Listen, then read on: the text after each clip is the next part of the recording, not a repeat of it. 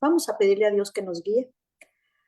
Y empezamos. Padre bueno, Señor, le damos gracias por este día maravilloso en el que usted nos permite ver rostros amados, las que podemos ver, Señor, y las que no podemos ver, pero que usted sí las ve, Padre.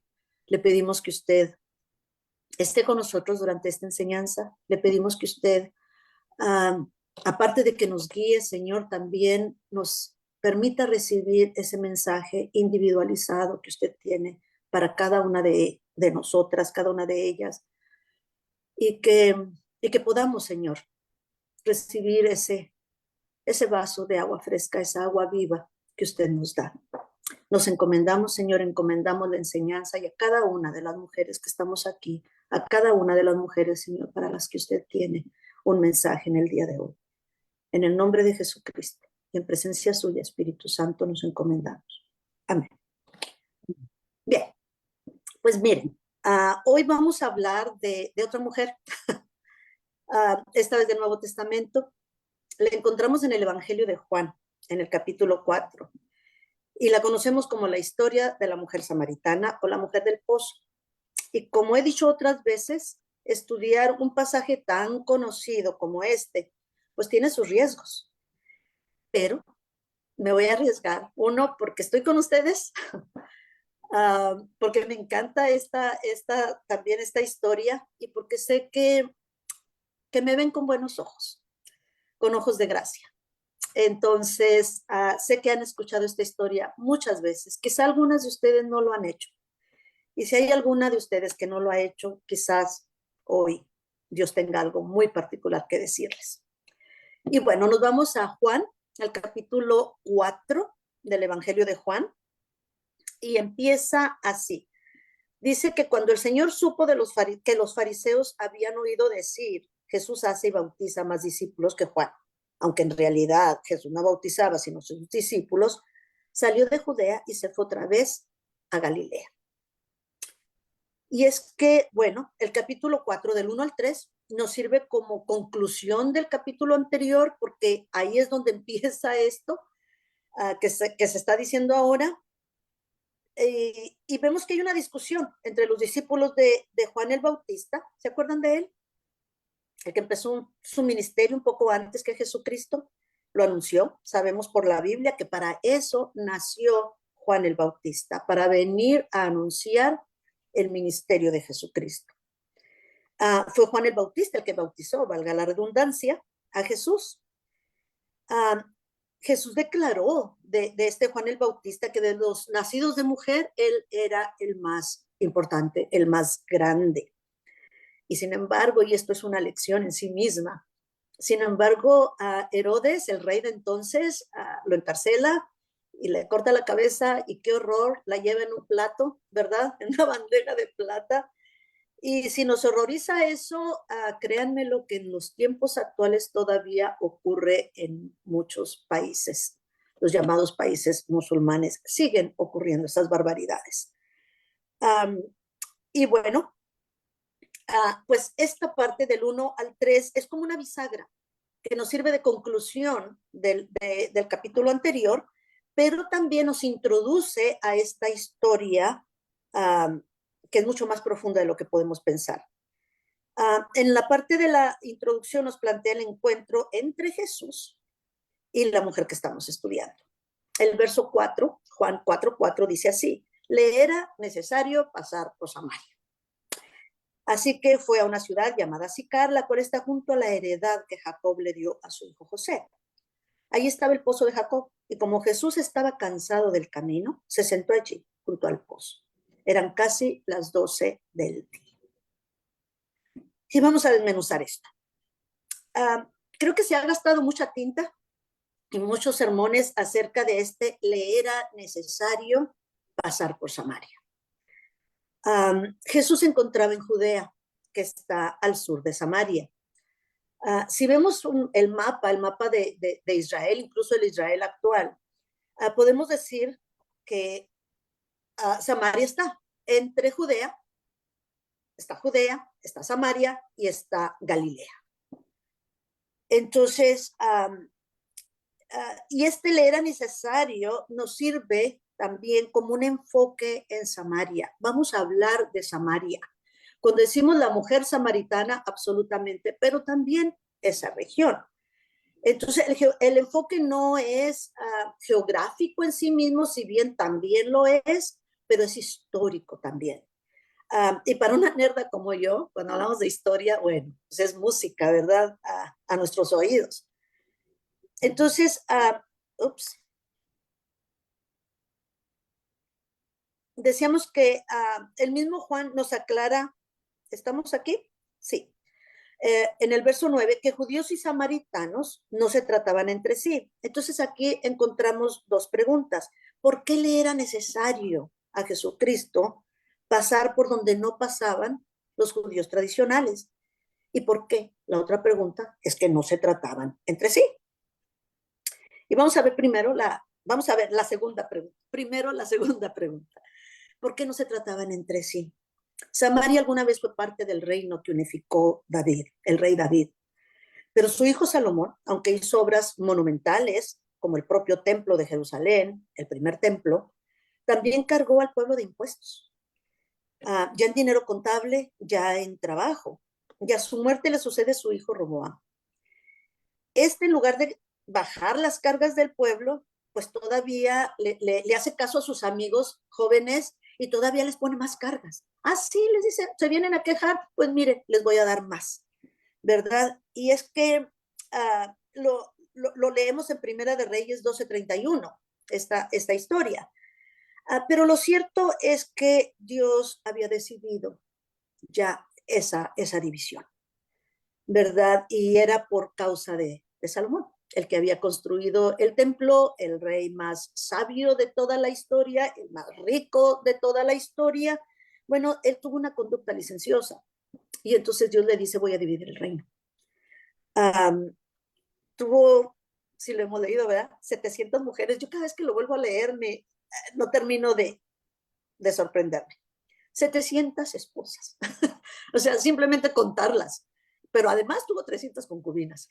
Entonces, bien podríamos decir que les tocó una noche a cada una de ellas con Salomón. Y se acabó, ¿verdad? Entonces, todas estas esposas que tuvo trajeron sus dioses. Y Salomón, podríamos decir, ay, qué buen esposo, miren qué buena gente, les construye un templo a los dioses que ellos traen. Pero es que esos dioses los estaban trayendo a Israel. Y eso era una ofensa enorme para Dios, porque si alguna cosa nos pide Dios es no tener otros dioses, eso se llama infidelidad, adulterio. A los ojos de Dios era adulterio. Bueno, pues nuestro querido Salomón adulteró 700 veces, ¿verdad? Con estas mujeres. Entonces, y le avisa que va a dividir el reino y le dice que no va a ser en su tiempo, va a ser en el tiempo de su hijo Roboam. Ocurre entonces que Jeroboam se queda con el reino del norte, 10 tribus, ¿verdad? Y los conocemos como Israel al norte y Judá al sur con solo 2 tribus, Judá y Benjamín. Las otras 10 las conocemos en la actualidad como las tribus perdidas de Israel. Pero ambos reinos siguen siendo el pueblo de Dios, aunque divididos. Años más tarde, Dios les avisa al reino del norte por medio de los profetas Elías, Eliseo, Amós, Oseas, que por su mal conducir, por su idolatría, los va a entregar a sus enemigos. Y así ocurre. Los sirios invaden y conquistan, pero ellos hicieron algo diferente. Los sirios hicieron algo muy distinto de cualquier otro, incluso romanos, de cualquier otro pueblo que dominaba. Ellos se llevan 27,290 israelitas, o sea, de las tribus del norte, se los llevan con ellos y por allá casan a las mujeres y a los hombres con otras personas de su reino y luego llenan el hueco de estos que se habían llevado con otras personas de diferentes reinos que ellos mismos habían conquistado. Entonces, ¿qué es lo que ocurre con el reino del norte, con lo que ahora conocemos como Samaria? Bueno, sincretismo. El sincretismo, es decir, la mezcla de dioses y sus rituales. La Ciudad de México, Si vemos en la Ciudad de México, suben a las pirámides, ¿verdad? Cada año a adorar al sol. Y también se venera a la Virgen y se cuelgan crucifijos en las paredes. Bueno, eso es sincretismo. Mezcla de distintas religiones. Y ellos también hacen su mezcolanza. Segunda de Reyes dice que estos pueblos temieron al Señor y al mismo tiempo sirvieron a sus ídolos. También sus hijos y sus nietos siguieron las prácticas de sus antepasados y así lo hacen hasta el día de hoy. Y esta es la razón por la que judíos y samaritanos no se tratan entre sí. Para los judíos que regresaron de su propio exilio, años más tarde también tuvieron su exilio en Babilonia, los samaritanos eran impuros. Y ellos, pues ellos eran muy puros, ellos no se contaminaban, por lo menos eso pensaban, ¿verdad? En la actualidad los samaritanos solo reconocen el Pentateuco, es decir, los primeros 5 libros de la Biblia. Y desde el exilio levantaron diferentes templos para adorar, siendo el principal en el monte Gerizim, que es el referente en esta historia. Ahora, ¿por qué es importante que mencionemos el Pentateuco? Lo vamos a ver con la mujer. Esa mujer conocía su historia, conocía su teología. Y ya sabemos que no se trataban entre sí, pero todavía no sabemos por qué le era necesario a Jesús pasar por Samaria, en lugar de evitarlo, como lo hacían todos los buenos judíos. Porque un judío bien portado haría suyo el compromiso de pasar por donde no debía, de acuerdo a las normas religiosas de siglos de historia. Bueno, es que Siquén, el lugar al que va, está cargado de historia. Está cargadísimo de historia. Ahí vamos, bueno, lo desarrollo. Ahí están los huesos de José. ¿Se acuerdan de José, el soñador? Bueno, pues sus hermanos lo vendieron. Sus hermanos lo vendieron a Egipto, pero sí, sus hermanos lo venden, él se va a dar a Egipto, y allá mismo en Egipto, unos años más tarde, hay una hambruna mundial en toda esa región, y él se lleva a su padre, ¿verdad? A sus hermanos, 75 personas entran en Egipto, ¿verdad? Y Dios los salva. Pero Génesis 50, 24, 25 nos dice, José les dice a sus hermanos, ya me falta poco para morir. Fíjense,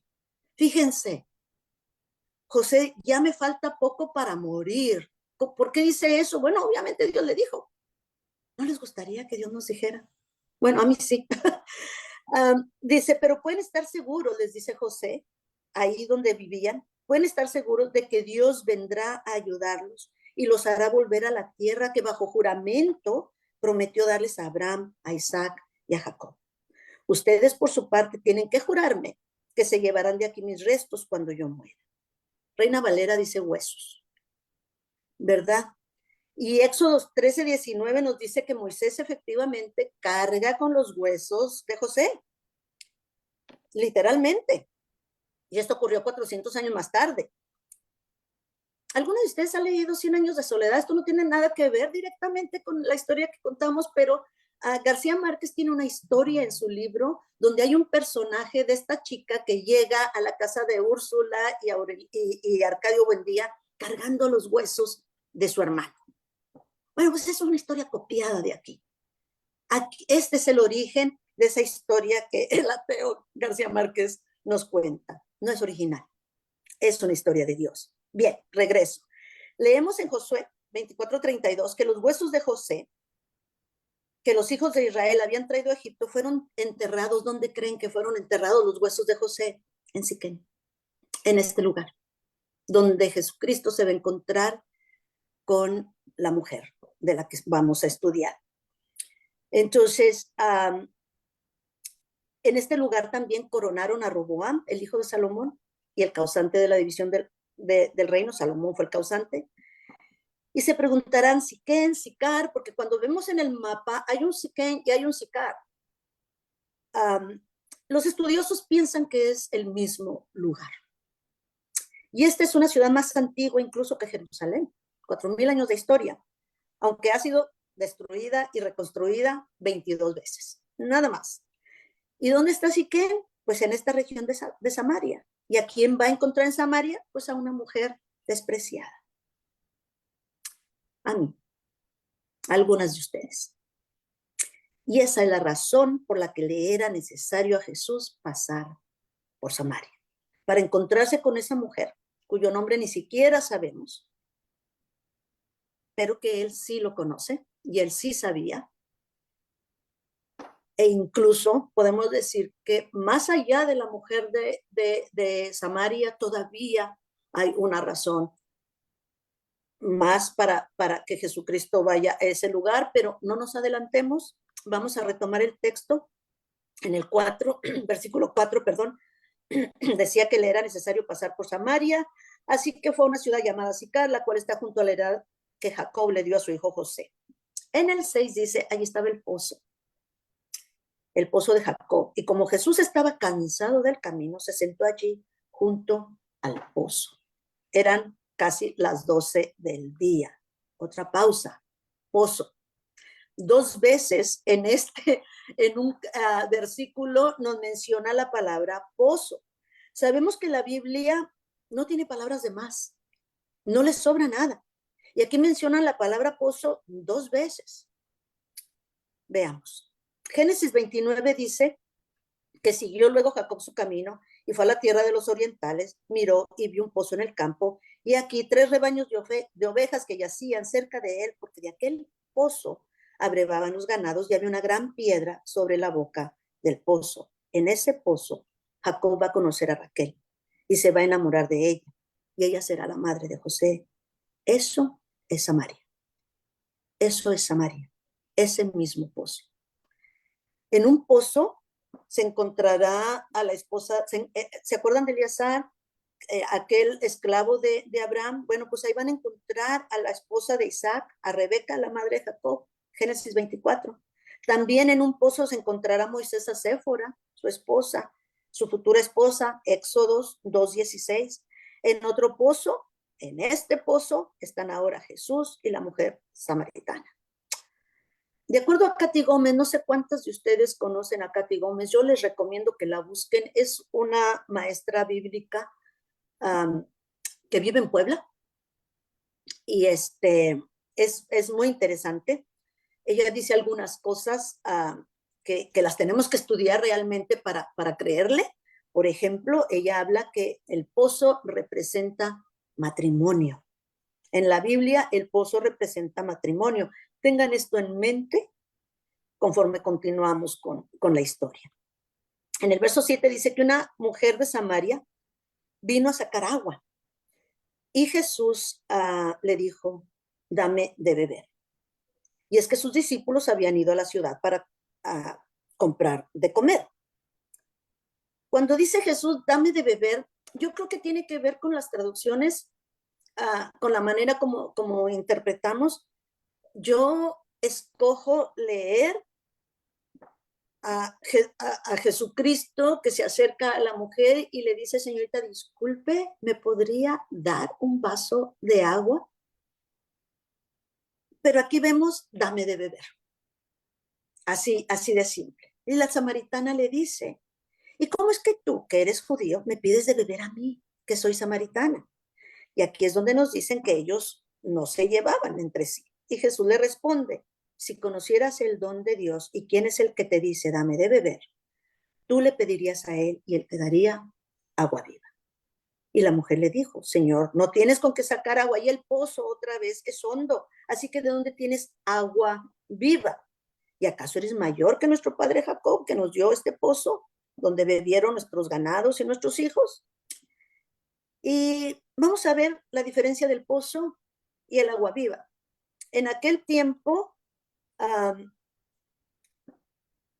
ellos encontraban que el agua del pozo, y todavía, ¿no? ¿Qué es lo que ocurre con el agua de un pozo? Es un agua que ahí está, permanentemente, ¿verdad? Es un agua que vamos y tomamos una cubeta y sacamos el agua. El agua viva para ellos en aquel tiempo, y bien, para nosotros también, es el agua de los ríos, es el agua de los manantiales, es el agua que corre.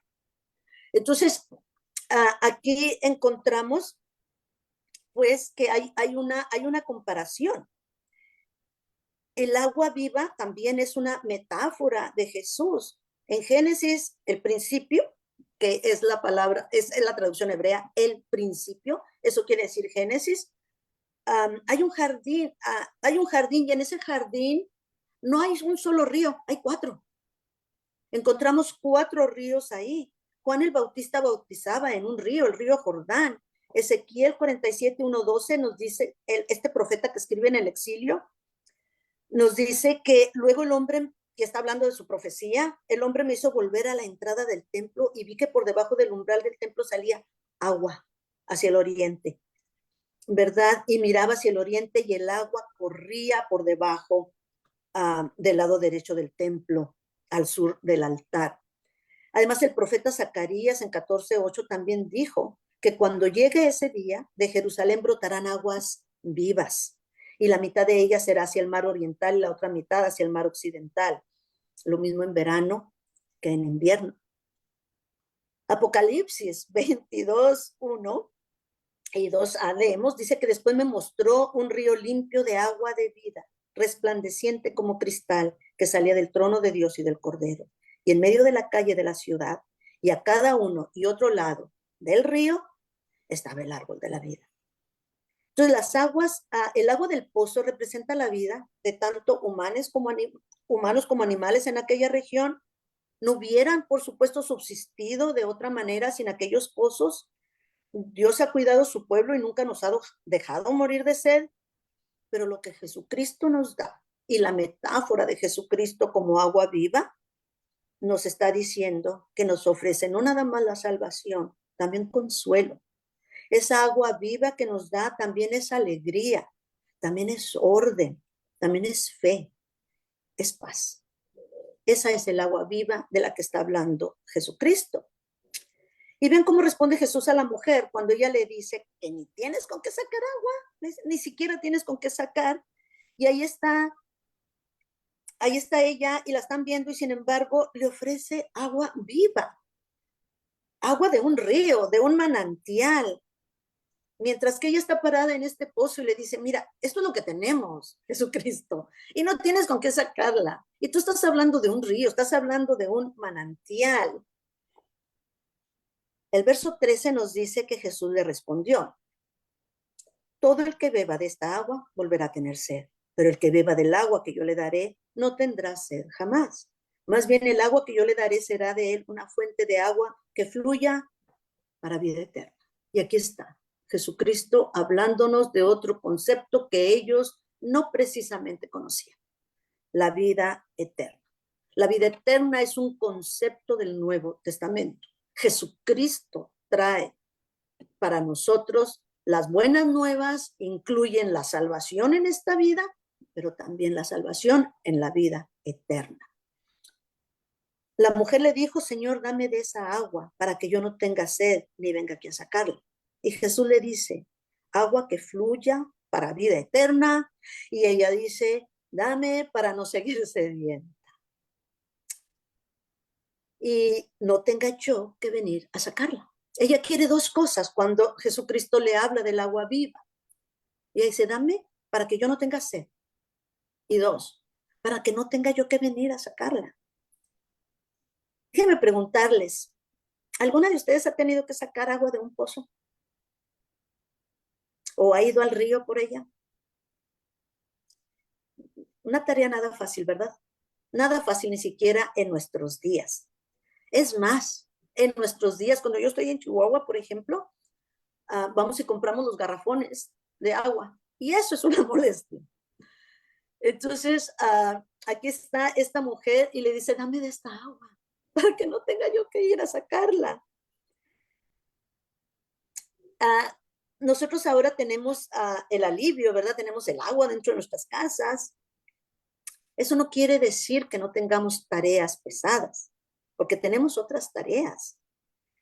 Y si de pronto nos ofrecen un alivio a nuestras cargas físicas o emocionales, y si de pronto estamos frente a Jesús y nos habla de agua que fluya para vida eterna, a lo mejor, y a veces nos pasa, y nos enfocamos en lo inmediato, en el aquí, en lo que vemos. Ella, al igual que muchas de nosotras, quiere descansar, quiere un respiro, Y Jesús, que sabe que ella se está enfocando en lo físico, en el mundo material, ignorando la trascendencia de la vida espiritual, ¿qué hace Jesucristo? ¿Cómo, cómo, la, ¿Cómo la hace ver otra realidad igualmente importante? Pues la confronta, la confronta. En los encuentros con Jesús salen a relucir esas situaciones incómodas que no decimos en voz alta. Jesús las conoce y y la razón de abordarlas no es para humillarla, no es para avergonzarla, todo lo contrario. Jesús va directamente a lo que lo ocupa, va a sanar corazones y para eso hay que limpiarlos, para eso hay que decir la verdad. Entonces, creo que, creo que todas, o no sé si todas, muchas de nosotras hemos tenido esa experiencia. Estar en la presencia de Dios nos obliga a ver nuestra realidad material inmediata, pero también nuestra realidad espiritual. Y nos trae el pecado a la luz, ¿verdad? Y Juan, este mismo evangelista que escribe esta historia, nos dice que Dios es fiel, ¿verdad? Y si confesamos nuestros pecados, Él nos perdona. Esta mujer no lo sabe todavía, pero lo va a saber. Se va a enterar, ¿verdad? En el verso 16, 4:16, Jesús le dijo, ve a llamar a tu marido y luego vuelve acá. Y la mujer le dijo, no tengo marido. Jesús le dijo, haces bien. Fíjese lo que le dice a Jesús, haces bien en decir que no tienes marido, porque ya has tenido 5 maridos y el que ahora tienes no es tu marido. Esto que has dicho, otra vez, importantes palabritas, es verdad. Jesucristo le dice 2 cosas, haces bien y es verdad. La mujer le dijo, Señor, me parece que tú eres profeta. Y la primera vez que leí este pasaje no entendí la relación del agua que fluye para vida eterna y la pregunta sobre el esposo. Y muy rápidamente concluí que Jesucristo la estaba juzgando por su conducta licenciosa. Pero me equivoqué, me equivoqué. Dios nos ha dicho que sus caminos no son nuestros caminos. Él no es como nosotras. Y es que eso me pasó por traer a la interpretación de este pasaje mis propias ideas sobre la mujer en este caso. Mi interpretación estaba influida por el mundo en el que yo vivo, el cual, sobra decir, es muy, pero muy diferente del de aquel entonces. Y algunas diferencias obvias son algunas. Veamos. Para empezar, hay 2000 años de distancia. 2000 años. Y pasan cantidad de cosas. ¿Cuántos años tiene México como país? No tiene 2000 años, ¿verdad? O sea, los españoles llegan por acá, para ser precisos, 1492.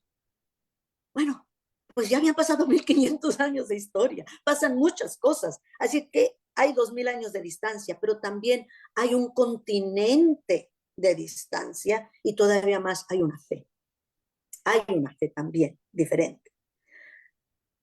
La otra cosa es que las mujeres de ese tiempo, y sabemos por todas las fuentes, ya nadie discute esto, no tenían agencia propia, no tenían derechos, no tenían propiedad, no eran dueñas de su persona, eran en su mayoría analfabetas. La mujer samaritana no tuvo voz ni voto con ninguno de sus 5 maridos. ¿Se acuerdan de Tamar? Se le muere un marido y la casan con el hermano del marido. Esto le pudo haber pasado a ella. Ella no tenía derecho, ni tampoco tenía dónde ir si abandonaba a su marido. Entonces, su padre no la recibiría. Incluso esa es la razón por la que Moisés les da la famosa carta de divorcio, ¿verdad? Dios instruye a Moisés para que les dé a los judíos una carta de divorcio. Qué curioso, ¿verdad? En nuestros días la palabra divorcio se oye feo. Bueno, para Dios en aquel momento divorcio era la protección de las mujeres, porque entonces de esa manera ella podía volverse a casar o podía regresar a la casa de sus padres. Sin esa carta, estaba perdida. Esta mujer es samaritana. Esta mujer es samaritana. ah, no sabemos en realidad cuál es, no nos cuentan cuál es su historia. Y este es otro de los retos, porque cuando no nos cuentan y nos dan estos antecedentes, podemos pensar cualquier cosa. Yo las insto pues a leer un poco más y a conocer a Jesucristo y ver que Él no es como nosotras. Aquí no hay evidencia de que la esté juzgando. Una de mis teorías es que esta mujer era estéril. Hey, es mi teoría. Ustedes pueden tener las propias también. Pero si ella era estéril, es una razón por la que la abandonaban, por la que la divorciaban sus otros 5 maridos. Ahora, a mí me seguía haciendo ruido esto de el que tienes ahora, pues no es tu marido. Y encontramos que Jesús la juzga, donde en la misma conversación también le dice, haces bien, es decir, es verdad lo que me dices, y también esto que has dicho es verdad. Jesucristo está reconociendo que esta mujer es sincera. Y yo les dejo a ustedes la interpretación de este pasaje, porque lo que sigue es en realidad mucho más importante, porque aquí vemos que nos ha puesto el escenario para todo lo que sigue, para lo más importante, la razón por la que vino Jesucristo. Entonces continúa la conversación. Dice, nuestros padres, dice ella, ¿verdad? Le dice a Jesucristo, nuestros padres adoraron en este monte y ustedes dicen que el lugar donde se debe adorar es Jerusalén. ¿Recuerdan cuando hace unos 2300 años, nada más, 2300 años, se dividió el reino en el norte y el sur? Pues ahí están hablando de lo que había empezado unos 300 años antes. O sea, en el momento en que Jesucristo y esta mujer están hablando, el evento de la división del reino había ocurrido, ¿verdad? Más de 300 años. Joroboam les había impuesto otro, aquel rey Joroboam, el rey del norte, de las tribus del norte, les había dado otro Dios y les había dado otro lugar para adorar, porque de esa manera los alejaba de la influencia de Jerusalén. Estaba pensando en términos de rey y de dominio, y entonces para ello les dice, Monte Gerizim, este es el lugar donde ahora nosotros 10 tribus vamos a adorar. Y Jesucristo otra vez le va a decir a esta mujer que no se trata de montes o de ciudades. Sus antepasados ya habían ido al exilio y los judíos habían podido, con la ayuda de Dios, preservar su fe de una manera más sana que los samaritanos. Y ahí estaba la comparación otra vez. ¿Se acuerdan? Pozo y agua viva. Bueno, pues aquí está otra vez esta comparación. El monte, por un lado, y la ciudad eterna y hermosa de Jerusalén, con su templo maravilloso y ahora remozado, después de la reconstrucción de Nehemías y Esdras. Jesucristo había venido a establecer un nuevo pacto. El anterior había sido necesario, pero ahora era tiempo de pasar de lo material a lo espiritual. Y el verso 21 nos dice, Jesús le dijo, créeme mujer, que viene la hora cuando ni en este monte ni en Jerusalén adorarán ustedes al Padre. Ustedes adoran lo que no saben. Ellos no tenían a los profetas, no tenían los salmos, solo tenían el Pentateuco. Si nosotros adoramos lo que sabemos, porque la salvación viene de los judíos. Pero viene la hora y ya llegó, cuando los verdaderos adoradores adorarán al Padre en espíritu y en verdad, porque también el Padre busca que lo adoren tales adoradores. Dios es espíritu y es necesario que los que lo adoren en espíritu y en verdad. ¿Habría entendido ella lo que le está diciendo Jesucristo? Y aunque conocía los rudimentos de su fe, quizá no para hablar pero sí sabía suficiente para hablar del Mesías. Ella sabía eso. Déjenme decirles que en ese tiempo, en el tiempo de Jesucristo, nos encontramos a Juan el Bautista, ¿verdad? Hablando de arrepentimiento para perdón de los pecados. Habían pasado 400 años de silencio. 400 años en los que Jesucristo no les había mandado ni un solo profeta. No había hablado con el pueblo de Judá, ahora Judá, absolutamente nada por 400 años, desde Babilonia hasta este momento. Entonces, y aparece Juan el Bautista. Aparece de pronto Juan el Bautista, decimos nosotros, de pronto sí y no. O sea, sí aparece Juan el Bautista, pero ya había en aquel momento toda la región había un sentimiento nacionalista, principalmente por los romanos, porque acuérdense, esa región estaba dominada por los romanos, y antes de ellos habían estado por los griegos, y habían tenido un periodo maravilloso de los macabeos, donde habían podido practicar su religión, su fe de una manera libre. Regresan los romanos.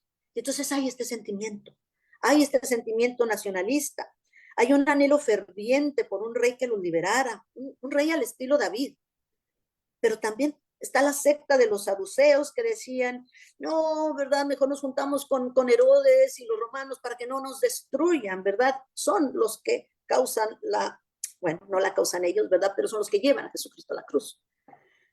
Ahora, para los muchos, incluidos los apóstoles, estaban leyendo nuevamente a los profetas, en particular a Daniel y su profecía de la abominación desoladora del anticristo. El éxito del ministerio de Juan el Bautista es un testimonio de la sed de justicia que tenían los judíos de entonces. Mateo 3:1 dice que en aquellos días Juan el Bautista se presentó predicando en el desierto de Judea y decía, arrepiéntanse porque el reino de los cielos se ha acercado. El verso 5 dice, a él acudía la gente de Jerusalén y de toda Judea y de toda provincia cercana al río Jordán. Y ahí en el Jordán la gente confesaba sus pecados y Juan los bautizaba. Toda la gente. Claro que es una hipérbole, claro que no era toda la gente, pero lo que nos dice es que muchísima gente, la mayoría de la gente.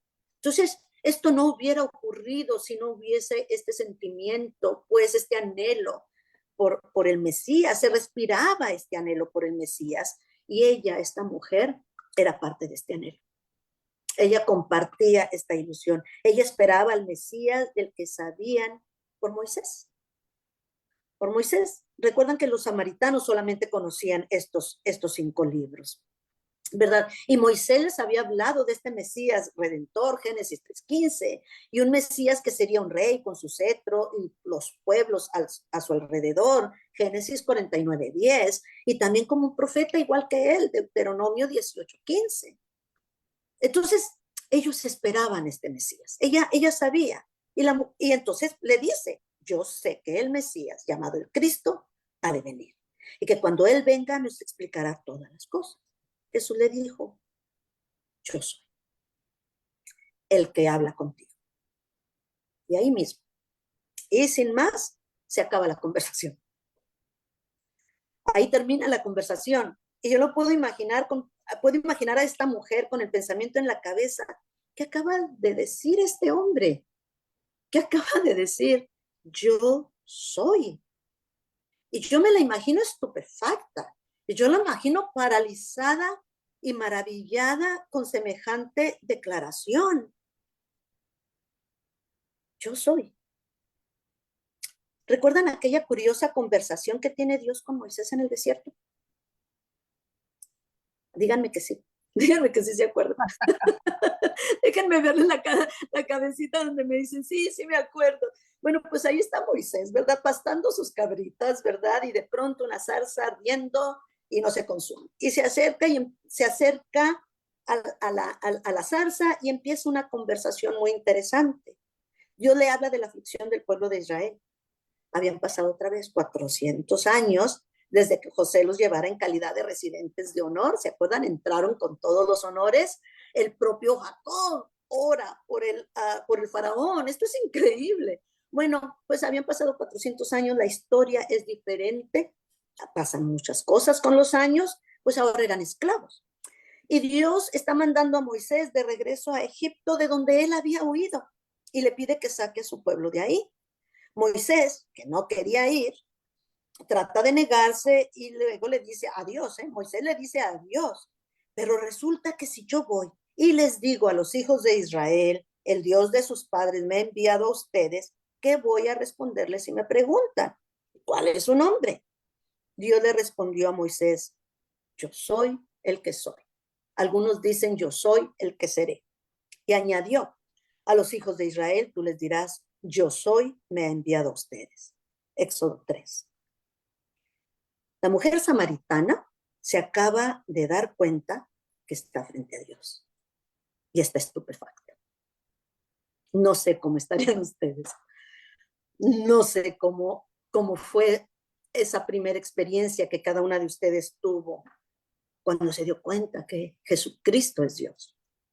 Y nos quedamos estupefactos. Se acerca la transformación. En el versículo 27 dice que en esto vinieron sus discípulos. Aquí tenemos esta mujer, por un lado, estupefacta, muda, sin saber ni qué decir. Y vienen los discípulos. Y se asombraron de que hablara con una mujer y sin embargo ninguno le dijo, ¿qué pretendes o qué hablas con ella? Ojo, pongan atención, 28, la mujer dejó su cántaro. A esta mujer le estorbó el cántaro porque se fue al pueblo y le dijo a la gente, vengan a ver a un hombre que sabe todo lo que yo he hecho en la vida. Podría ser el Mesías. Entonces la gente salió del pueblo y fue a buscar a Jesús. Los discípulos sacan de su encanto a esta mujer, que sale rápidamente, deja su cántaro, ¿verdad? Y sale a proclamar a Jesús con altas expectativas. Podría ser el Mesías.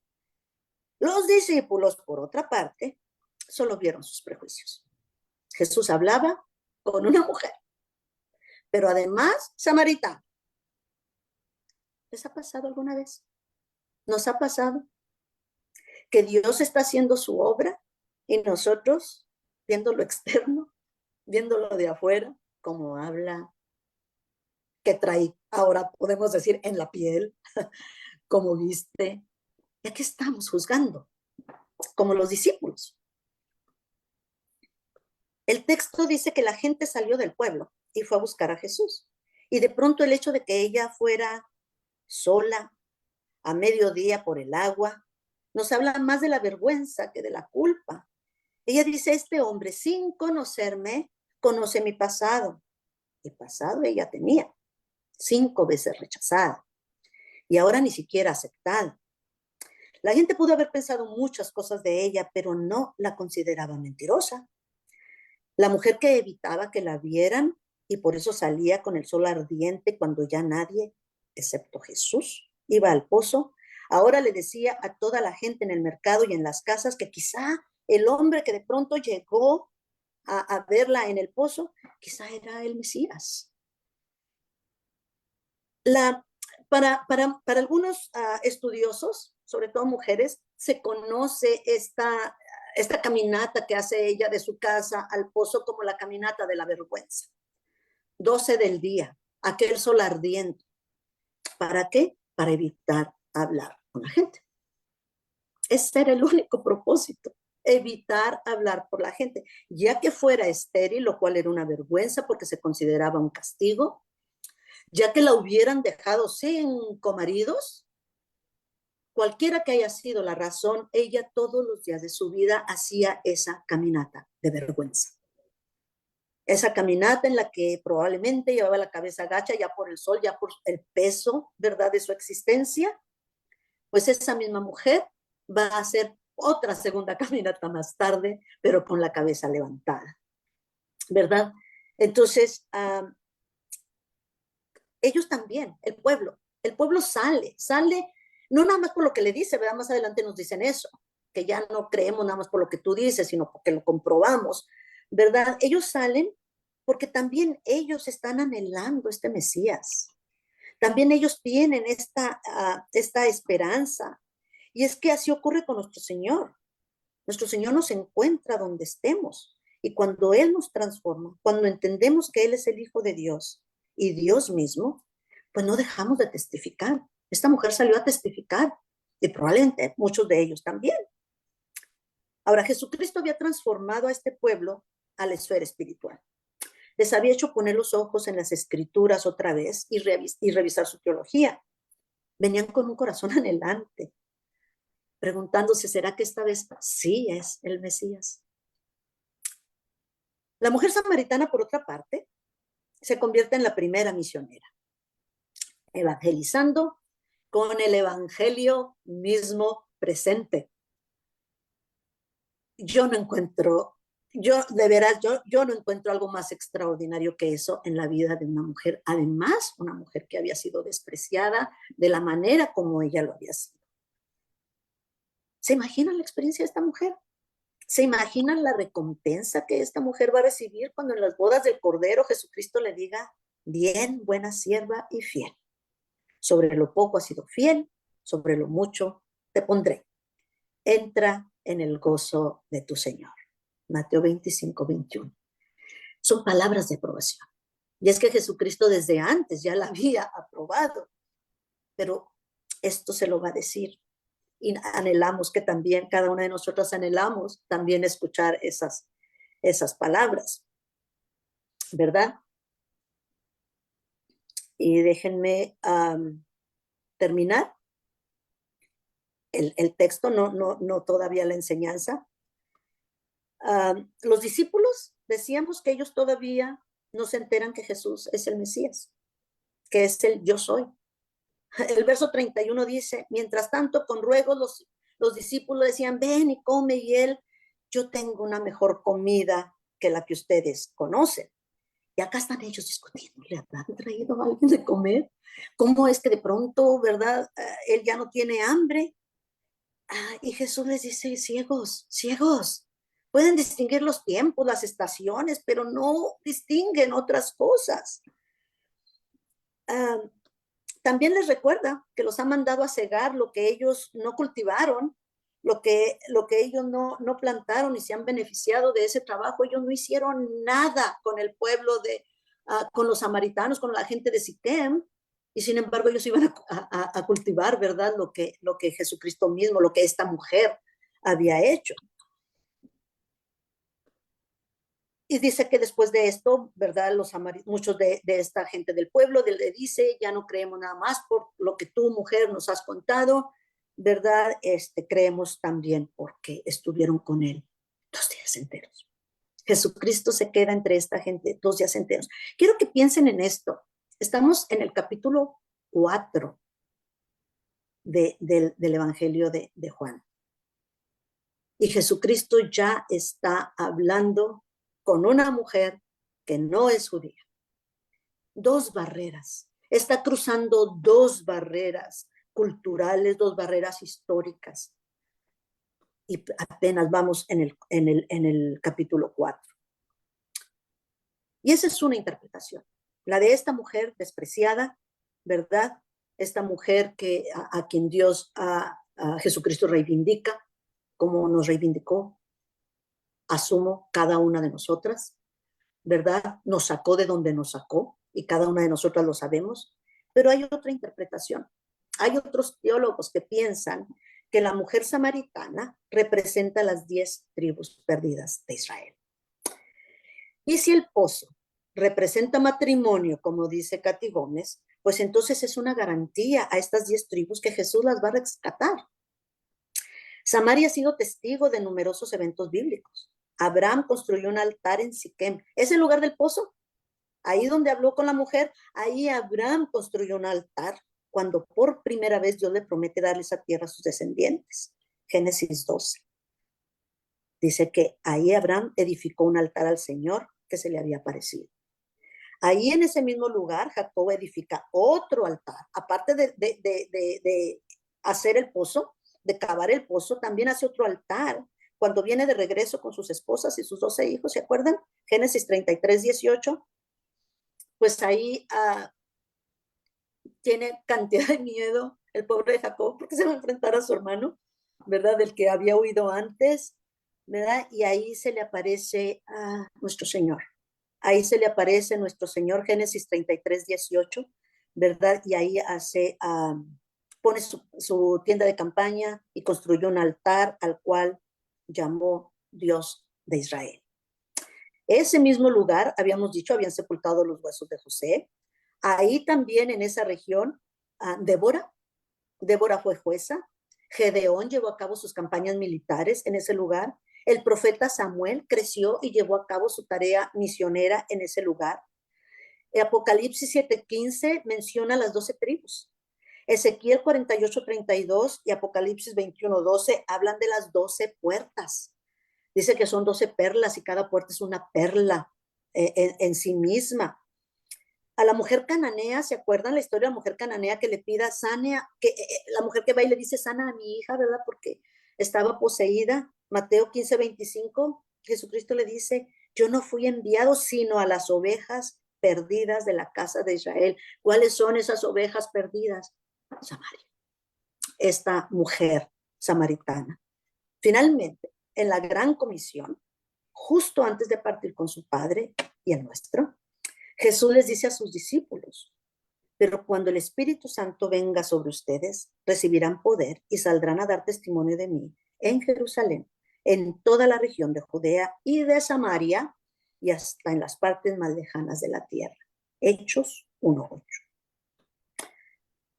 Por mi parte, yo creo que la historia de la mujer del pozo se trata efectivamente de esta mujer, de una mujer de carne y hueso, y con una necesidad enorme de protección, de justicia, de aceptación.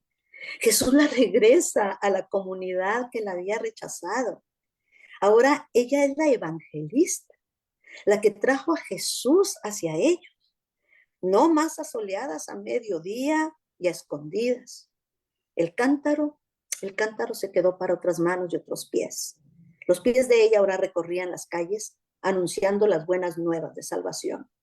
El Mesías había llegado y estaba entre ellos y había transformado la vida de esta mujer y estoy segura que del pueblo entero también. También creo que se refiere a las 10 tribus de Israel.